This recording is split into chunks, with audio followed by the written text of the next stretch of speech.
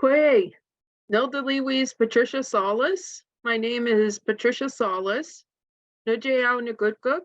I'm from Tobic First Nation, otherwise known as in New Brunswick.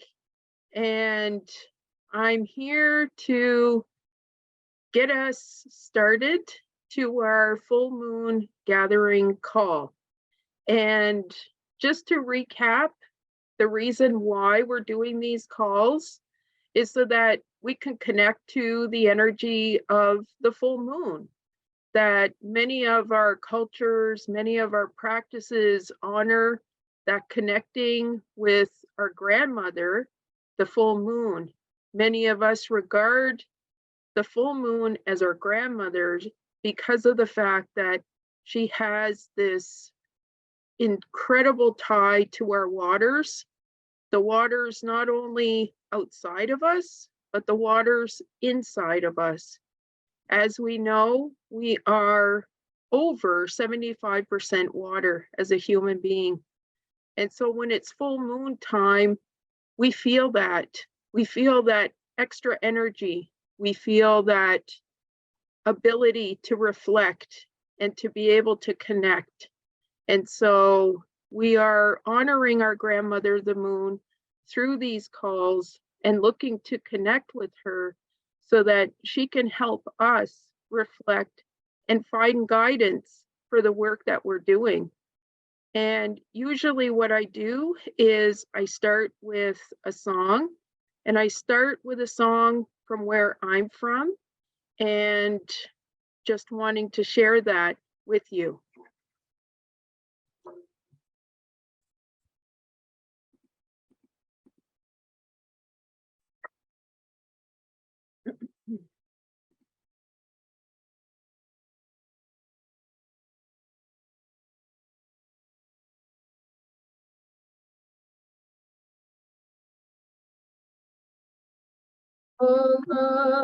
Stuck the Malakwe, Ajita Pamiku, stuck the Malakwe, to Philadelphia.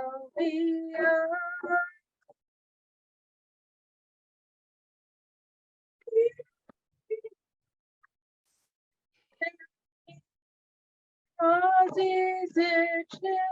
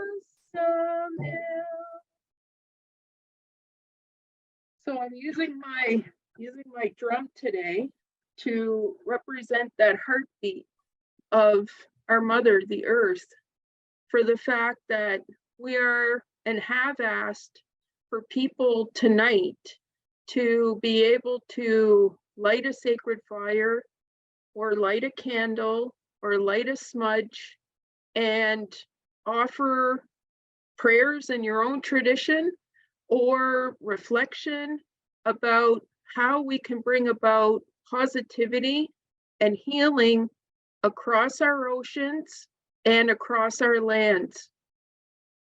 It was a big message that came forward from that conference in Vancouver, the Impact 5, the Oceans Conference. And basically from that conference, it was asked that we work at connecting the north to the south, the east to the west, because we need each other more than ever.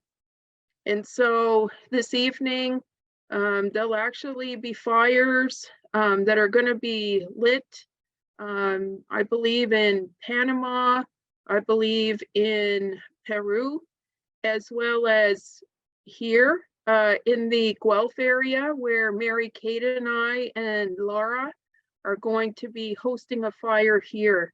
So I just want to encourage you to take time to reflect, bring forward positivity in thinking about the healing of our planet. Wiliwan.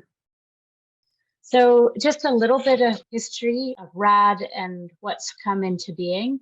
So really, this is an effort that's being incubated inside of the Conservation Through Reconciliation Partnership to really look at how to bring abundance into these Indigenous-led conservation projects, such as IPCAs that are happening all over. If it makes sense now, Corinne, maybe we'll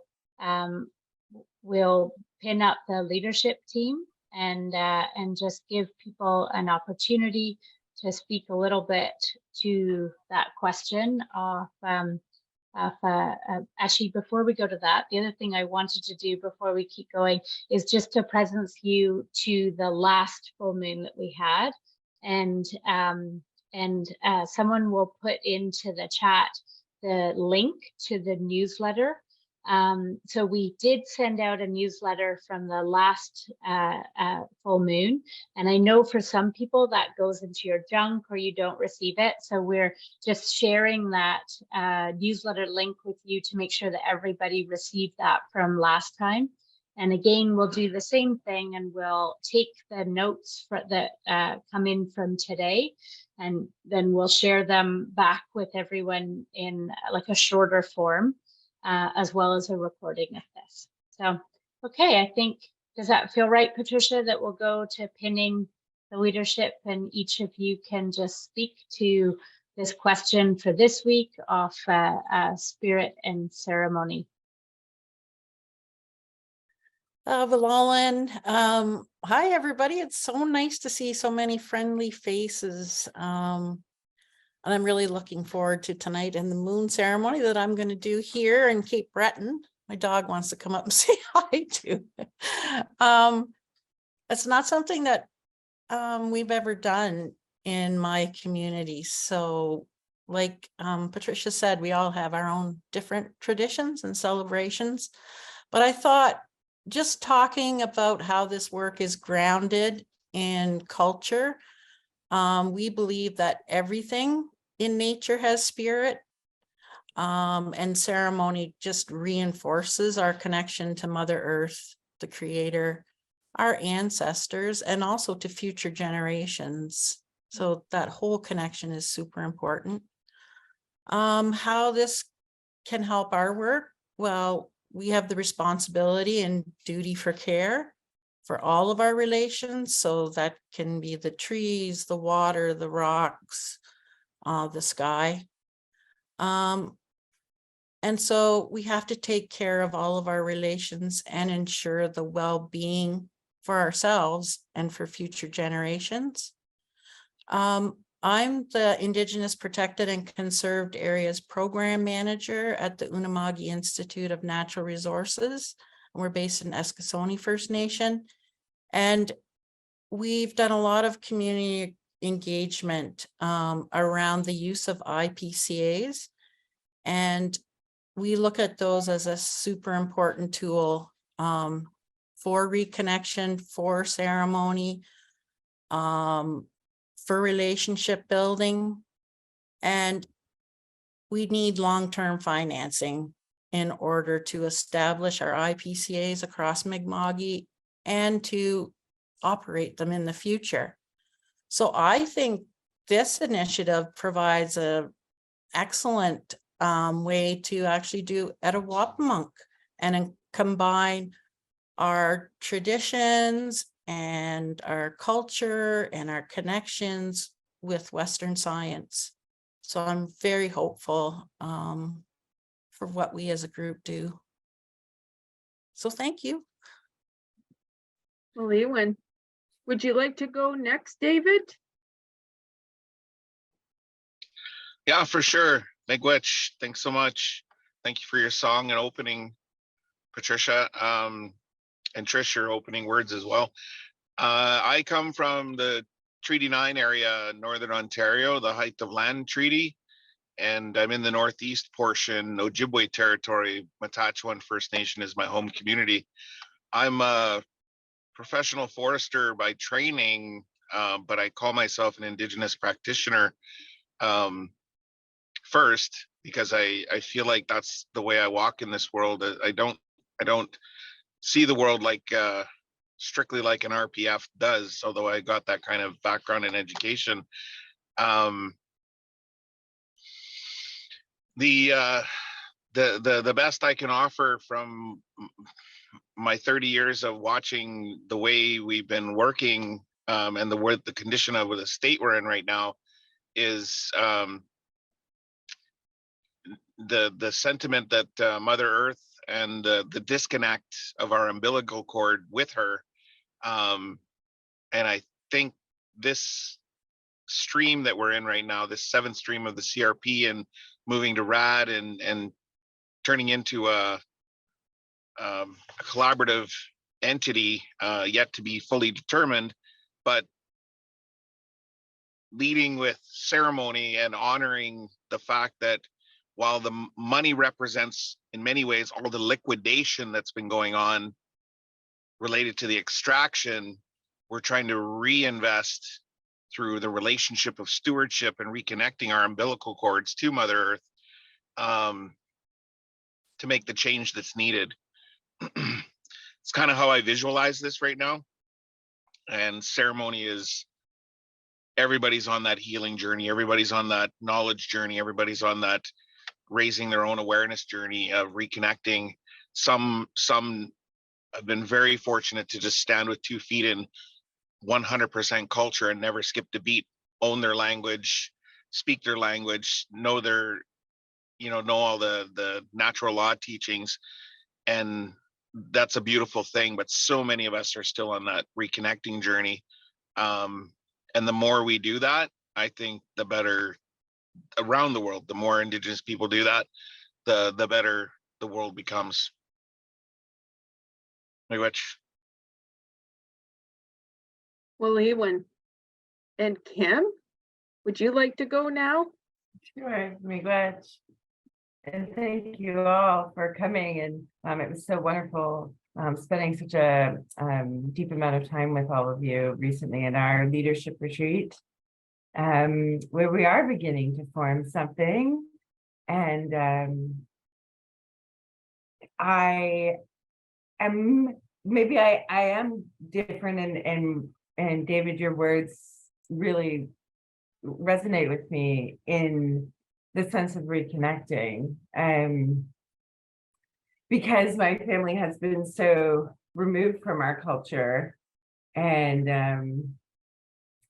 that has been a huge part of my journey to even step forward to the CRP, with a lot of gratitude, to offer maybe some of my experiences as an engineer and someone who comes from the finance industry. And as we're trying to rethink how finance can even begin to work in a good way that supports people, grounding it in ceremony and is a way to try and transform something that has caused so much harm and has really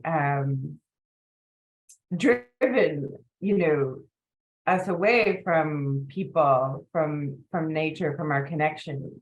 And most of my work on a day-to-day basis is just so numbers focused that this experience of in beginning to incorporate ceremony into our work has given me a little bit of time to slow down and and think about like healing and clarity and gratitude and what that means when we bring it into our work that is sometimes overwhelmed with numbers and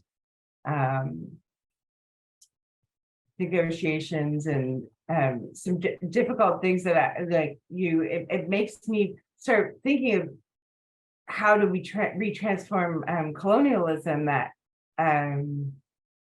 has impacted our financial systems and has largely excluded Indigenous peoples. So my journey with ceremony is really new as someone who didn't grow up with it. And this space has been a place where I've learned a tremendous amount in a short period of time on how it can be so transformative. And I thank you all for letting me learn so much as we begin working together and on this really important work. So miigwech.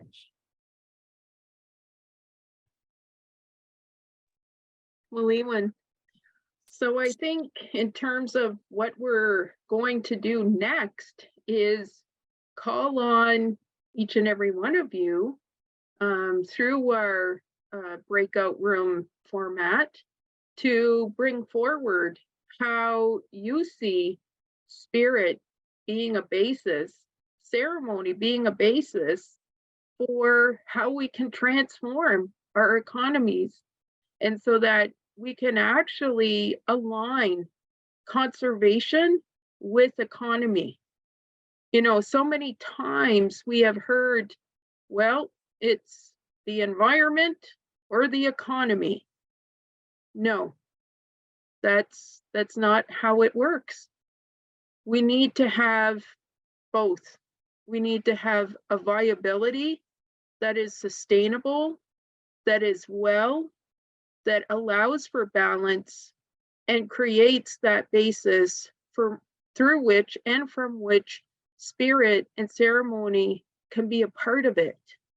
And so, you know, perhaps you're already working in an area where you get to do that every day. So please, for those folks who already know how it's getting done, you know, share your experience. And for the rest of us who are, as David says, on that learning journey and looking to bring, you know, these types of spiritual tools into economic tools, that we would like to understand how you see it too.